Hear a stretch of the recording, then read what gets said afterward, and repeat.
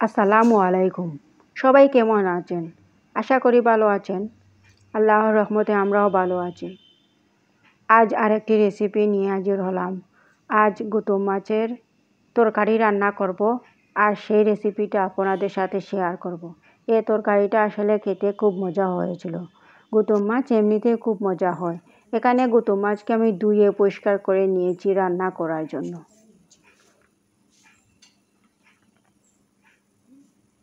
দিয়েছি পেঁয়াজ,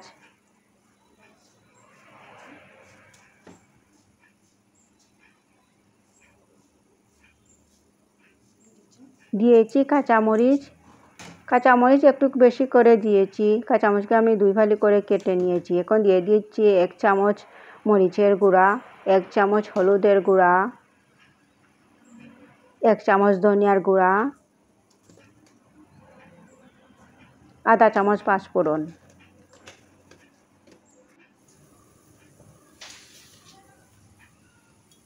দিয়ে দিচ্ছি পরিমাণ মতো লবণ।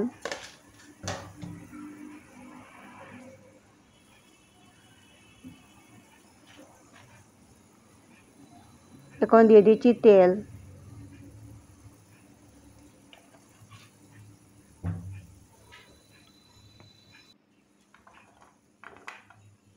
এখন দিয়ে দিচ্ছি আলু। আলু লম্বা করে কেটে নিয়েছি।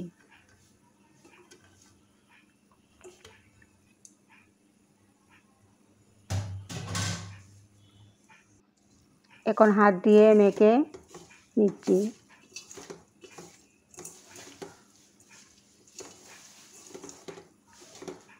হাত দিয়ে মেখে রান্না করলে আসলে খেতে খুব মজা হয়। এই তরকারিটা আসলে খুব মজা হয়েছিল। এখন দিয়ে দিচ্ছি আমি ঝোলের পানি। ঝোলের পানি দিয়ে আবার মেখে নিচ্ছি।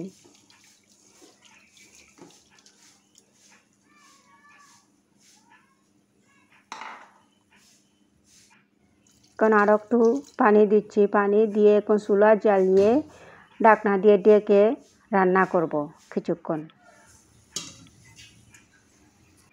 কিছুক্ষণ রান্না করার পর দেখুন তরকারি বলক ওঠা শুরু হয়েছে। এখন ঢাকনা দিয়ে ঢেকে রান্না করব আরও কিছুক্ষণ। আরও কিছুক্ষণ রান্না করার পর দেখুন তরকারি ঝোলটা শুকাতে শুরু হয়েছে। ঝোলটা শুকিয়ে গেলে আমি দিয়ে দিব ধনিয়ার পাতা। ধনিয়ার পাতা দিয়ে আরও কিছুক্ষণ রান্না করব।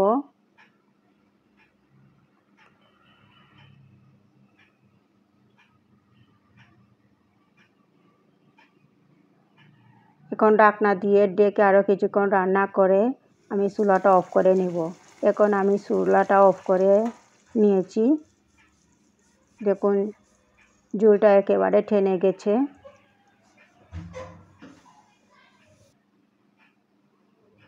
যখন চুলা অফ করে নেওয়ার পর দেখুন তরকারি কীভাবে শুকনা শুকনা হয়েছে। খেতেও আসলে খুব মজা হয়েছিল।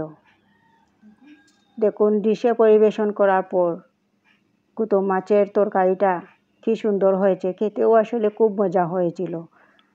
আমার এই রেসিপি ভালো লাগলে একটা লাইক দিতে ভুলবেন না।